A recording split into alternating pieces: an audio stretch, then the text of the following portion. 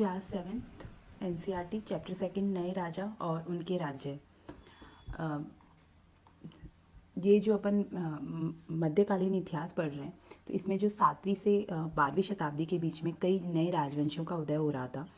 तो उसमें ये बताया गया है कि गुर्जर प्रतिहार जो थे उनका मध्य भारत में शासन था और जो राष्ट्रकूट थे उनका दक्कन का जो इलाका है वहाँ पर वो शासन करते थे। और पाल जो है वो पूर्वी भारत में थे। चोल, चेर, पांड्य ये जो राजवंश थे ये दक्षिणी भारत के थे। चहमान जो चौहान के नाम से जाने के बाद में दिल्ली और अजमेर के आसपास का क्षेत्र था। चालुक्य जो था वो दक्षिण पूर्वी भारत का जो है इलाका उसमें वो राज्य करते थे। ये जो भारत का एक मैप दिया हुआ है इसमें पूरा ये इन्होंने बता रखा है। सीमाएं परिवर्तनशील थीं, कभी कभी विस्तार कर लेते थे ये, और कभी कभी ये जो इनकी जो सीमाएं होती थी ये कमज़ोर राजा अगर होता तो किसी दूसरे राज्य का आधिपत्य भी हो जाता था। तो सबसे पहले जैसे हमने क्लास 6 के एनसीईआरटी में पढ़ा था कि बड़े बड़े साम्राज्य आ रहे थे, जैसे कि मौर्य साम्राज्य था जिसका भारतीय उपमहाद्वीप के एक बड़े भूभाग पर जिसका शासन था। तो अब जो है 7वीं से 12वीं शताब्दी के बीच में नए राजवंशों का उदय हो रहा था। छोटे ये राजवंश थे उन साम्राज्यों की अपेक्षा। तो ऐसा क्यों हुआ? तो लास्ट ईयर हमने पढ़ा था कि एक सामंत व्यवस्था स्टार्ट हो चुकी थी। सामंत व्यवस्था में क्या होता था कि जो राजा लोग थे वो एक सैन्य सरदार रखते थे। तो ये जो सरदार जो होते थे सामंत कहलाए, और ये अपने अंडर अपने अधीन सैनिक रखते थे जो इनको राजा को आवश्यकता पड़ने पर सैन्य सहायता देते, दरबार में हाजिरी लगाते और इस तरीके से। लेकिन इससे हुआ क्या कि कई बार जब राजा की स्थिति कमज़ोर होती और ये अगर शक्तिशाली हो जाते तो ये अपने आप को स्वतंत्र करने की घोषणा कर देते।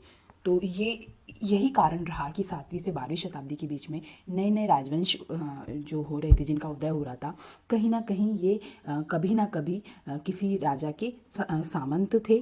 फिर धीरे धीरे ये अपने सैन्य और राजनीतिक कुशलता से इतने शक्तिशाली हो गए कि इन्होंने अपने आप को स्वतंत्र घोषित कर दिया। तो इसी में ये बता रखा है नए राजवंशों का उदय जो है इसमें बताया कि 7वीं सदी आते आते उपमहाद्वीप के विभिन्न भागों में बड़े जो भूस्वामी और योद्धा सरदार हैं वो अस्तित्व में आ चुके थे, जो कि राजा के मातहत सामंत के रूप में कार्य करते थे। ये योद्धा सामंत के रूप में राजा को सैन्य सहायता प्रदान करते, दरबार में हाजिरी लगाते और उपहार लाते।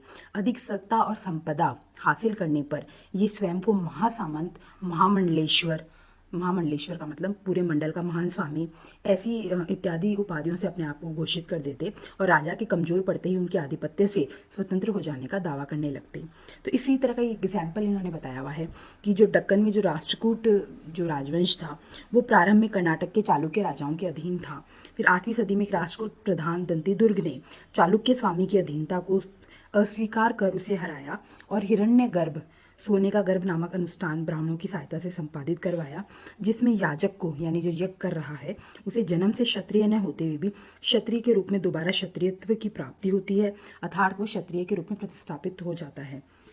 फिर अन्य जो एग्जाम्पल हैं जिन्होंने ऐसे परिवार जिन्होंने सैन्य व राजनीतिक कौशल का इस्तेमाल करते हुए अपने राज्य स्थापित करे, जो क्षत्रिय नहीं थे जन्म से फिर भी उन्होंने क्षत्रियत्व को स्थापित करा। तो उसमें कदम्ब मयूर श्रमण का नाम दिया हुआ है जो ब्राह्मण थे और जिन्होंने कर्नाटक में अपना राज्य स्थापित करा। फिर गुर्जर प्रतिहार हरिचंद्र थे जो ब्राह्मण थे जिन्होंने राजस्थान में अपना राज्य स्थापित करा। तो ये क्षत्रिय होने की क्यों मतलब प्रतिस्थापित करते थे? लास्ट ईयर हमने पढ़ा था कि जो राजा था वो अश्वमेध यज्ञ जैसे यज्ञ करने लग गए थे अपने आप को राजा स्थापित करने के लिए, जिसमें वो एक घोड़ा छोड़ देते थे एक एरिया में और वो जहाँ तक वो जाता वो उस पूरे भूमंडल के स्वामी कहलाते थे, राजा कहलाते थे। इसी तरीके से तो उस समय पे जो उत्तर वैदिक काल अगर हम देखें, काफ़ी अगर हम पहले जाएं तो तब तक पुरोहित और समाज में जो वर्ण व्यवस्था थी वो काफ़ी हद तक वो जो 4 वर्ग थे वो स्थापित हो गए थे। तो पुरोहितों के बाद में एक क्षत्रिय वर्ग ही था जो एक अपने आप में मतलब महत्व रखता था। अपने आप को राजा शक्तिशाली स्थापित करने के लिए आपको क्षत्रियत्व स्थापित करना पड़ेगा। तो उसके लिए ये लोग यज्ञ करते थे और जो ब्राह्मण जो लोग थे, जो पुरोहित वर्ग था, वो इन्हें वैलिडिटी देता था एक तरीके से कि इनके जो यज्ञ हैं जो या फिर अलग अलग तरह के अनुष्ठान हैं वो संपादित करवा के कि आप ठीक है, आप जन्म से क्षत्रिय नहीं हैं, लेकिन आपने ये यज्ञ या ऐसा अनुष्ठान संपादित करके आप इसके वो हो गए हो, मतलब क्षत्रिय आप हो चुके हो।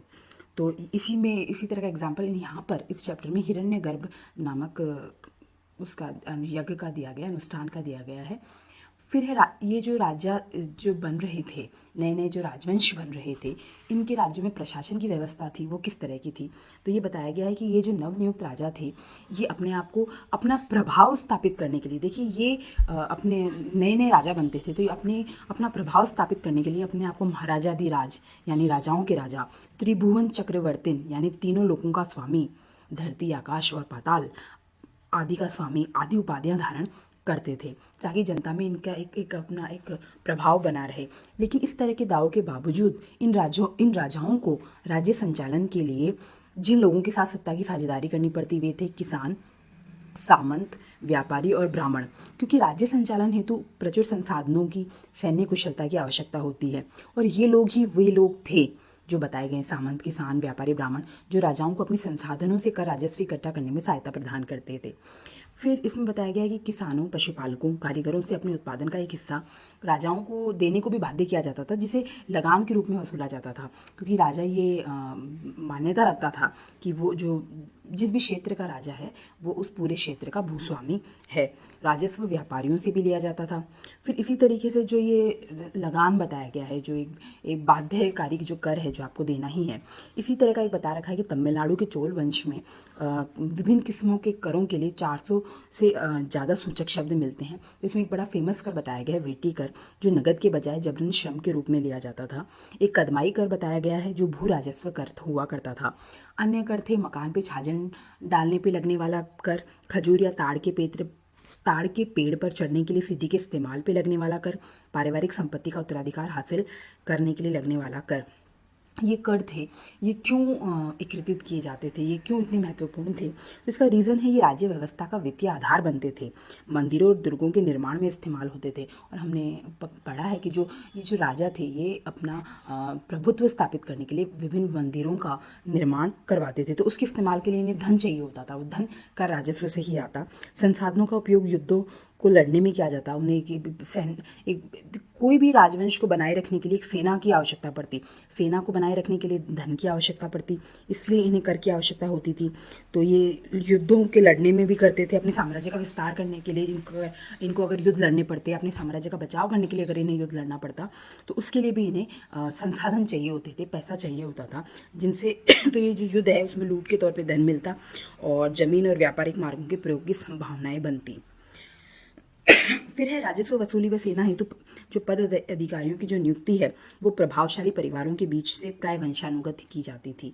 ये आगे जाके इम्पोर्टेंट होगा कि जो भारतीय जो व्यवस्था थी उपमहाद्वीप की 7वीं से 12वीं जो शताब्दी के बीच में जो नए राजवंश हो रहे थे, उसमें जो महत्वपूर्ण अधिकारियों की भर्ती है वो वंशानुगत और प्रभावशाली परिवारों से होती थी। और ये कहीं ना कहीं जो पहले से चली आ रही परंपरा थी उसी का ही प्रभाव था, क्योंकि हमने पढ़ा था कि समुद्रगुप्त के जो दरबारी कवि थे हरिसेन थे, वो भी अपने पिता की जगह महादंडनायक अधिकारी और अन्य कई मंत्री के पद पर थे। तो कहीं ना कहीं वही व्यवस्था थी, यानी इससे हमें ये पता चलता है कि जो राज्य व्यवस्था थी उसमें प्रभावशाली परिवारों का की दखल थी, और जो व्यवस्था थी वो वंशानुगत थी कि अगर कोई अधिकारी है, कोई जमींदार है तो उसका बेटा भी जमींदार ही होगा, या कोई सैन्य अधिकारी है तो उसका बेटा भी सैन्य अधिकारी, यानी वंशानुगत ये परंपरा चलती आ रही थी।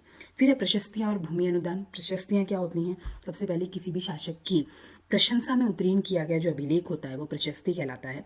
तो प्रशस्ति जनरली शासक खुद को कैसा दर्शाना चाहते हैं, शूरवीर, विजय योद्धा के रूप में, तो ये वो अपने आप को किस रूप में लोगों के सामने अपने आप को लाना चाहते हैं, उस तरह से ये प्रशस्तियाँ रचवाते थे। इनकी रचना जनरली विद्वान ब्राह्मणों द्वारा की जाती थी। और एग्जाम्पल इसमें बता रखा है कि ग्वालियर मध्य प्रदेश में जो है उसमें एक संस्कृत प्रशस्ति पाई गई है जिसमें प्रतिहार नरेश नागभट्ट के शौर्यपूर्ण कार्यों का वर्णन किया गया है। फिर इसमें बता रखा है, उनके एरियाज बता रखे हैं कि वो जब राजकुमार थे तभी उन्होंने आंध्र प्रदेश, सैंधव, विदर्भ और कलिंग के राजाओं को अपने अधीन कर लिया था। फिर ये जो राजा थे ये ब्राह्मणों को भूमि अनुदान भी दिया करते थे। तो ये जो भूमि अनुदान है वो एक ऑफिशियल हो, इसके लिए वो एक ताम्र पत्रों पर अभिलेखित वो जो दिया करते थे उन्हें भूमि अनुदान, तो इस पर राजसी मुहर लगी होती थी जो एक प्रमाणिक दस्तावेज के रूप में दर्शाती थी कि ये इन्हें राजा के रूप से ही प्राप्त है। यहाँ पे ये एक तांबे का ये बता रखा है जो कि तमिल और संस्कृत में इसमें लिखा हुआ है। तो ये एक ताम्र पत्र मतलब अभिलेख इस तरीके से इनको मिलता था, प्रमाणिक दस्तावेज कि भाई हाँ इन्हें यहाँ इतना इस तरह का भूमि अनुदान राजा या किसी शासक से मिला है। फिर इस यहाँ दे रखा है कि भूमि के साथ इन्हें क्या क्या दिया जाता था, भूमि के साथ ये क्या क्या कर सकते थे। तो देखिए भूमि प्राप्त करता जो भी होगा, कोई भी ब्राह्मण है या किसी अन्य योग्य जन को अगर राजा द्वारा दी गई है तो वो जितनी भूमि दी गई है उससे जो जितना भी कर मिलता है वो उस व्यक्ति का है, वो कर वसूल सकता है। पक्की ईंटों के बने ऊपरी माले पर बड़े कमरे बनवा सकता है, बड़े और छोटे कुएं खुदवा सकता है। देखिए 7वीं से 12वीं शताब्दी के बीच में बात कर रहे हैं तो वहाँ पर पानी की उपलब्धता, एरियाज कई थे जो कि नदी के पास थे लेकिन फिर भी इतना मतलब स्कोप नहीं था कि पानी की उपलब्धता जिस तरह से आज टैप वाटर है हर जगह उपलब्ध है, वैसी व्यवस्थाएं उस टाइम पे नहीं थी। तो एक कुएं खुदवाना भी एक कि भाई आपको एक परमिशन लेनी पड़ती थी, तो वो एक भूमि अनुदान आप करवा सकते हो, बहुत बड़ी बात थी आपके लिए।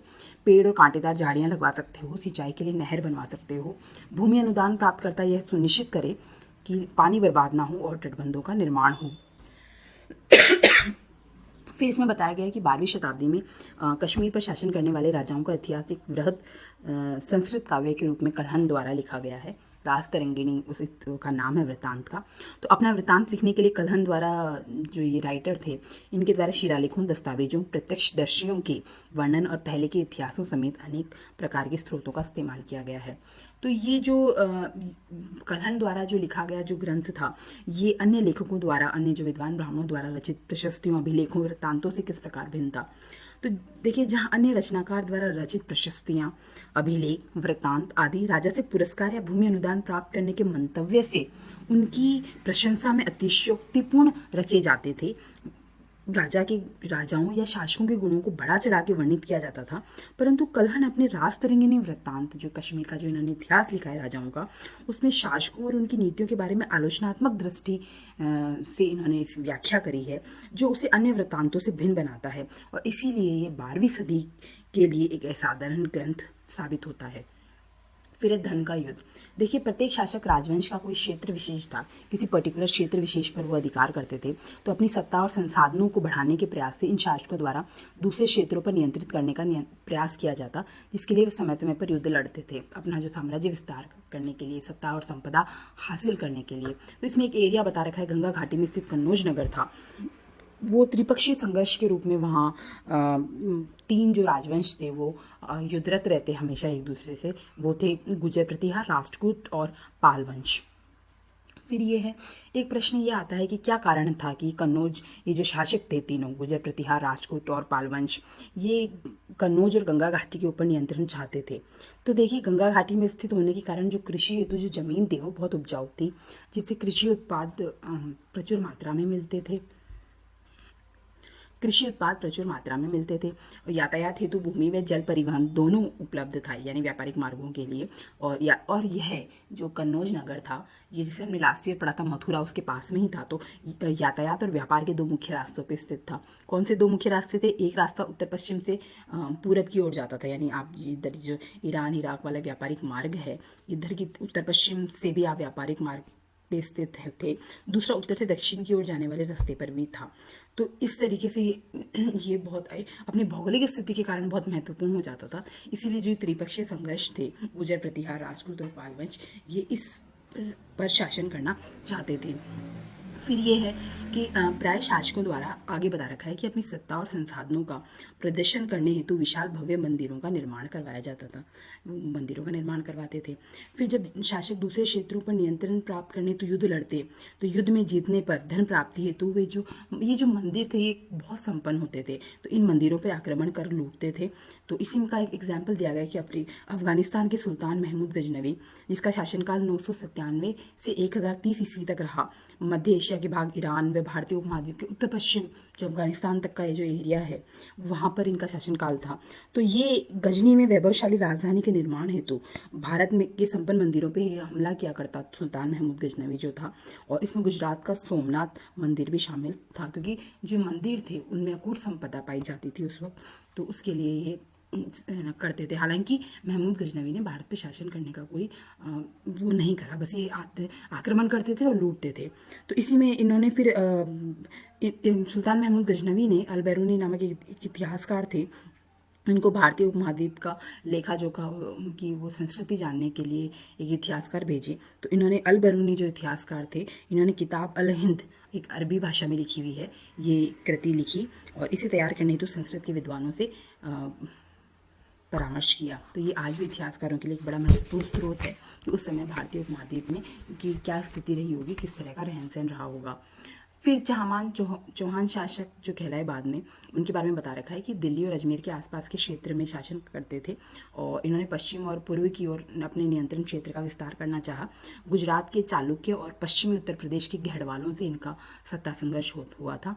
इनके जो प्रसिद्ध शासक थे चौहानों के, पृथ्वीराज तृतीय रहे, जिनका शासनकाल 1168 से 1192 ईस्वी तक रहा। तो 1191 ईस्वी में तराइन का प्रथम युद्ध हुआ, जिसमें इन पृथ्वीराज तृतीय द्वारा सुल्तान महमूद गौरी जो थे अफगानिस्तान के शासक थे, उनको पराजित किया गया।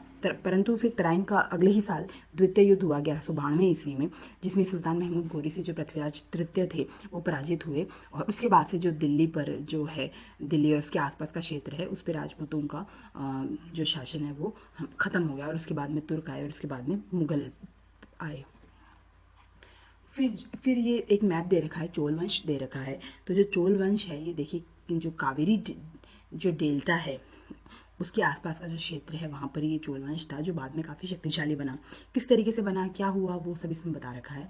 तो देखिए ये जो जैसे राष्ट्रकूट थे वो पहले जैसे चालुक्यों के वो जो थे माथत काम करते थे, उसी प्रकार जो ये चोल जो परिवार था ये कावेरी डेल्टा में एक मुट्टरियार नामक मुखिया परिवार की सत्ता थी, जो कांचीपुरम के पल्लव राजाओं के माथत थे। और ये जो उरैयार के जो चोल वंश के जो प्राचीन मुखिया परिवार के जो विजाल्य थे, ये जो मुट्टरियार जो मुखिया परिवार था जो उसके अधीन थे, उसको हरा के इन्होंने कावेरी डेल्टा पे कब्जा जमा लिया। फिर बाद में इन्होंने पल्लव राजाओं को भी हरा दिया और अपने साम्राज्य का विस्तार करा।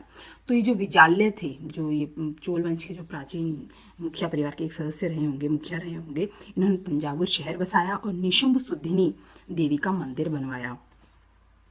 फिर इन्हीं के धीरे धीरे विजाल्य के उत्तराधिकारियों द्वारा पड़ोसी राज्यों को जीतकर अपने राज्य का क्षेत्रफल और शक्ति में वृद्धि की गई, और दक्षिण के पांड्य और उत्तर के पल्लव जो राजवंश था वो चोल राज्य का हिस्सा बन गया। इसमें इसी परिवार में जो सबसे शक्तिशाली चोल शासक हुए वो राजराज प्रथम हुए, जो 985 ईस्वी में शासक बने। इन्होंने अपने नियंत्रण क्षेत्र का विस्तार करा, साम्राज्य के प्रशासन को पुनर्गठन करा और तंजावुर का मंदिर बनवाया। फिर इन्हीं के पुत्र थे राजेंद्र प्रथम, वो भी बहुत प्रतापी शासक हुए। इन्होंने गंगा घाटी, श्रीलंका और दक्षिणी पूर्वी एशिया के देशों पर हमला करा। इन्होंने जल सेना बनाई, इसके लिए काफ़ी फेमस है राजेंद्र प्रथम। इन्होंने काफ़ी मजबूत जल सेनाएं, अपनी नेवी इन्होंने बनाई थी। इन्होंने गंगईकोंड चोलपुरम का मंदिर बनाया। तो जो इनके पिता राजेंद्र प्रथम द्वारा बनाया गया तंजावुर का मंदिर और इनके यानी राजेंद्र प्रथम द्वारा बनाया गया गंगईकोंड चोलपुरम का मंदिर स्थापत्य और मूर्ति कला की दृष्टि से भव्य मंदिर हैं दोनों ही काफ़ी। फिर जो ये जो चोल वंश था, इस टाइम पे जो कांस्य मूर्ति कला है, जो शिल्प कला में जो कांस्य मूर्ति कला है, वो अपने आप में अपने टाइम पे चरम सीमा पर थी। उत्कृष्ट कांस्य प्रतिमाएं उस टाइम पर बनाया करते थे। तो एक है कि जो चोल मंदिर थे ये इतने वैभवशाली होते थे कि ये अपने आसपास विकसित होने वाली बस्तियों के केंद्र बन जाते थे। कैसे बनते थे? तो ये देखिए, इसका रीज़न ये है कि चोल मंदिर शिल्प उत्पादन के केंद्र थे। ये मंदिर शासकों और अन्य लोगों द्वारा दी गई भूमि से भी संपन्न हो गए थे। इस भूमि की उपज उन सारे विशेषज्ञों का निर्वाह करने में खर्च होती जो मंदिर के आसपास रहते, काम करते, जैसे पुरोहित, मालाकार, बावर्ची, मेहतर, संगीतकार, नर्तक इत्यादि। अन्य शब्दों में मंदिर सिर्फ पूजा आराधना के स्थान ही नहीं थे, अपितु वे आर्थिक, सामाजिक और सांस्कृतिक जीवन के केंद्र थे। मंदिर के साथ जुड़े हुए शिल्पों में सबसे विशिष्ट कार्य कांस्य प्रतिमाएं बनाना था, जैसे मैंने बताया ये था। एक यहाँ पे कांस्य प्रतिमाएं बताई गई हैं। फिर कृषि और सिंचाई, चोल वंश जो था उसने सिंचाई के साधनों का विकास करा। किस तरीके से करा वो इसमें बता रखा है। तो चोल वंश जो था वो कावेरी की डेल्टा जो क्षेत्र था उसमें विस्तृत था।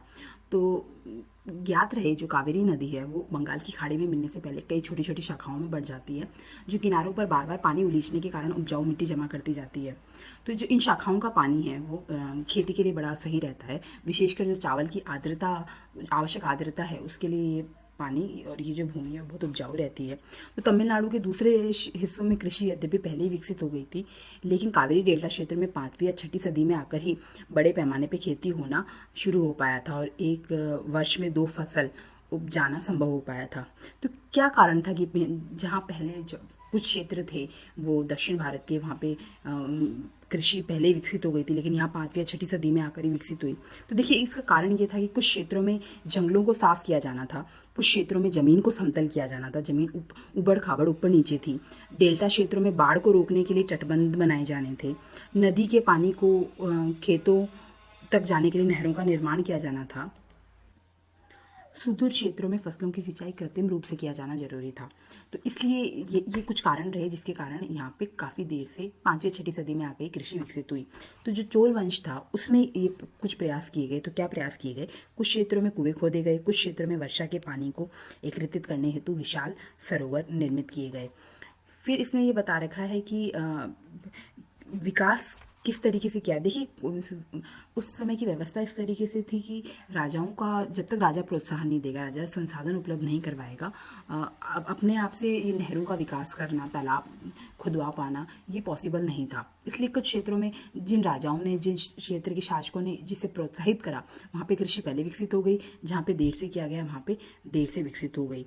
तो इसमें सिंचाई के कार्य में क्या होता है, योजना निर्माण की आवश्यकता होती है, जैसे श्रम और संसाधनों को व्यवस्थित करना, इन कार्यों की देखरेख करना और ये सुनिश्चित करना कि पानी का बंटवारा किस तरीके से किया जाए। कुछ क्षेत्र में बाढ़ आने की संभावना भी रहती है, तो उसे नहरों के द्वारा उस पानी को वहाँ से हटवाया जाता है। तो इन सब के लिए एक प्रॉपर एक योजना की ज़रूरत होती है। तो ये सब काम चोल वंश के शासकों ने करा और जो इनके बाद में उत्पादन बढ़ा और बाद में इनका साम्राज्य भी इससे काफ़ी विकसित हुआ। तो नए शासकों के साथ साथ ग्रामीण लोगों ने भी इन गतिविधियों में उत्सुकता दिखाई व सहयोग दिखाया। फिर इसमें बाद में बता रखा है कि जो चोल वंशीय साम्राज्य था उसका प्रशासन किस तरीके से था। तो देखिए लास्ट ईयर की एनसीईआरटी में हमने पढ़ा है कि तमिल क्षेत्र में जो बड़े भूस्वामी हुआ करते थे, जमींदार जो होते थे, उन्हें वेलला कहा जाता था, वेलला या वेलाल कहा जाता था। साधारण जो किसान थे, हलवाह थे, उन्हें उनवार कहा जाता था और जो भूमिहीन मजदूर थे, दास थे, उन्हें कड़ेसियार या अधिमही कहते थे। तो बेसिकली जो वेलाल थे वो काफ़ी प्रभावशाली होते थे। तो अब जब सिंचाई विकसित हो गई है तो सिंचाई खेती के साथ किसानों की बस्तियां अत्यधिक समृद्ध हो गई थी, जिन्हें उर कहा गया।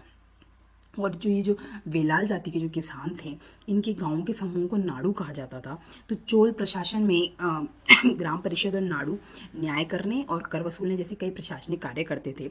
चोल सरकार में वेलाल जाति के धनी समृद्ध किसानों को अच्छा खासा नियंत्रण हासिल था, जिनमें से कईयों को चोल राजाओं द्वारा मुविंद वेलन और अरैयार जैसी उपाधियां दी गई और केंद्र में महत्वपूर्ण राजकीय पद सौंपे गए। मुविंद वेलन जो उपाधि है, यानी 3 राजाओं को अपनी सेवाएं प्रदान करने वाला, अरैयार यानी प्रधान जो है। फिर इसमें बता रखा है जो कावेरी घाटी है उसमें और दक्षिण भारत के दूसरे हिस्सों में ब्राह्मणों को समय समय पर भूमि अनुदान दिए गए, जिससे कई ढेरों ब्राह्मण बस्तियां अस्तित्व में आईं। फिर इसमें बता रखा है कि ब्राह्मणों के अलावा भी जो अन्य योग्य लोगों को भूमि अनुदान दी जाती है, उन्हें किस नाम से बताया जाता। सबसे पहले जो ब्राह्मणों को उपहार में अगर कोई भूमि दी जाती थी तो वो ब्रह्मदेय कहलाती थी। गैर ब्राह्मण किसान स्वामी को जो भूमि दी जाती थी राजा द्वारा, वो वेलन वगाई कहलाती थी। किसी विद्यालय के रखरखाव के लिए दी गई भूमि शाला भोग कहलाई जाती थी। मंदिर को उपहार में दी गई भूमि देवदान या तिरुन मडक्कनी कहलाते थे और जैन संस्थानों को दान में दी गई भूमि पलिचंदम कहलाते थे। तो जो ब्रह्मदेय है, जो ब्राह्मणों को जो भूमि अनुदान दिया गया है, उसका जो कार्य है वो प्रमुख ब्राह्मण भूस्वामियों की सभा द्वारा किया जाता था, जिसके निर्णय शिलालेखों में प्राय मंदिरों की पत्थर की दीवारों पर ब्यौरेवार दर्ज किए जाते थे। जो भूमि अनुदान है ब्राह्मणों वाला। और शहरों में जो प्रशासनिक कार्य का संपादन प्राय व्यापारी के संघ द्वारा किया जाता था, जिसे नगरम कहा जाता था। ये सब हम पढ़ रहे हैं चोल वंश में जो प्रशासन था वो किस तरह का था। तो उसमें जो ब्राह्मणों को जो दी गई भूमि अनुदान है वो ब्राह्मणों की एक सभा करती थी। तो इसमें बता रखा है, ये तमिलनाडु के चिंगलपुट जिले के उत्तर मेरूर से एक अभिलेख प्राप्त हुआ है, तो उसमें काफ़ी एक्सप्लेन कर रखा है कि जो चोल प्रशासन में ब्राह्मणों की सभा का संगठन कैसा था। तो देखिए, ये जो सभाएं होती थी, ये सिंचाई के कामकाज, बाग बगीचों, मंदिरों इत्यादि की देखरेख के लिए अलग अलग समितियां इनमें बनाई जाती थी। तो इन सभाओं में सदस्यता के लिए जो योग्य व्यक्ति है उसके नाम तालपत्र के छोटे टिकटों पर लिख दिए जाते थे और एक मिट्टी के बर्तन में रख दिए जाते थे। फिर किसी छोटे लड़के को हर समिति के लिए एक के बाद एक टिकट निकालने हेतु कहा जाता था। मतलब अलग अलग समितियां होती थी, रख रखाव के लिए अलग होगी, हिसाब किताब रखने के लिए एक अलग समिति होगी, और उनके लिए योग्य सदस्यों का चुनाव लॉटरी, एक तरीके से एक लॉटरी के द्वारा किया जाता था। छोटे बच्चे से वो लॉटरी निकलवाई जाती थी। फिर इसमें बता रखा है कि वो योग्यताएं कौन कौन सी थी कि समिति का जो सदस्य है भाई ये योग्य है। तो देखिए, इसमें सभा की सदस्यता के लिए इच्छुक लोगों को ऐसी भूमि का स्वामी होना चाहिए जहाँ से भू राजस्व वसूला जाता हो, यानी जहाँ से कर वसूला जा सके। स्वयं का घर होना चाहिए। उम्र 35 से 70 के मध्य होनी चाहिए। वेदों का ज्ञान उस व्यक्ति को आवश्यक है, क्योंकि ब्राह्मणों की सभा है, तो जो व्यक्ति है वो ब्राह्मण होगा तो उसे वेदों का ज्ञान आवश्यक होना चाहिए। प्रशासनिक मामलों की अच्छी जानकारी होनी चाहिए और ईमानदार होना चाहिए। और यदि कोई व्यक्ति पिछले 3 सालों में किसी समिति का सदस्य रहा है तो वह अन्य किसी समिति का सदस्य नहीं बन सकता है। और अपने संबंधियों के खाते अगर जमा नहीं करवाए गए हैं तो वो व्यक्ति भी चुनाव के लिए उपयुक्त नहीं था। तो विभिन्न इन अभिलेखों में राजाओं और शक्ति संपन्न पुरुषों के बारे में तो जानकारी प्राप्त है, लेकिन साधारण मनुष्य और महिलाओं के जीवन के बारे में जानकारी प्राप्त नहीं होती है। तो इसका एक अपवाद ये है कि 12वीं शताब्दी की तमिल कृति है पेरिया पुराणम, उसमें जो गरीब लोग हैं जो और महिलाओं का जीवन बता रखा है जो कि काफ़ी दयनीय है। फिर इसमें एक पुलाया एक ऐसा समूह है जिसे जो ब्राह्मण थे और जो वेलाल थे, यानी जो धनी जाति के जो किसान थे, जमींदार थे, वो प्रतिष्ठित समाज से इसको बाहर मानते थे। फिर इसमें चैप्टर के लास्ट में अन्यत्र बताया जाता है। तो अन्यत्र कांग राजवंश के बारे में बताया गया था यहाँ पे कि 7वीं से 10वीं सदी तक 300 वर्षों तक ये चीन में कांग राजवंश रहा, 7वीं से 10वीं सदी तक। तो इसकी राजधानी शियान थी, दुनिया के सबसे बड़े नगरों में एक थी, जहाँ तुर्की, ईरानी, भारतीय, जापानी, कोरियाई लोग की आवाजाही थी, आते जाते रहते थे। तो इसमें अधिकारियों का चयन परीक्षा के माध्यम से किया जाता था। कोई भी इच्छुक व्यक्ति है वो बैठ सकता था, और यह व्यवस्था कुछ परिवर्तनों के साथ 1911 तक वहाँ पे कायम रही। तो देखिए कि जो तांग राजवंश था चीन में, वहाँ परीक्षा के माध्यम से जो प्रतिष्ठित जो पद थे, महत्वपूर्ण राजनीतिक पद थे, वहाँ पे व्यक्तियों की नियुक्ति होती थी। तो ये भारतीय उपमहाद्वीप में प्रचलित व्यवस्थाओं से किस प्रकार भिन्न थी। तो देखिए, जैसे हमने पढ़ा कि जो भारतीय जो राज्य व्यवस्था थी उस समय की, उसमें वंशानुगत एंट्री होती थी, प्रभावशाली परिवारों का दखल था राज्य व्यवस्था में, और योग्यता, इससे क्या होता है, योग्यता नज़रअंदाज हो सकती थी। पर जो परीक्षा का जो माध्यम है उसमें अगर आप में योग्यता है, आप इच्छुक हैं, तो आप अपनी योग्यता अनुसार पद प्राप्त कर सकते हैं।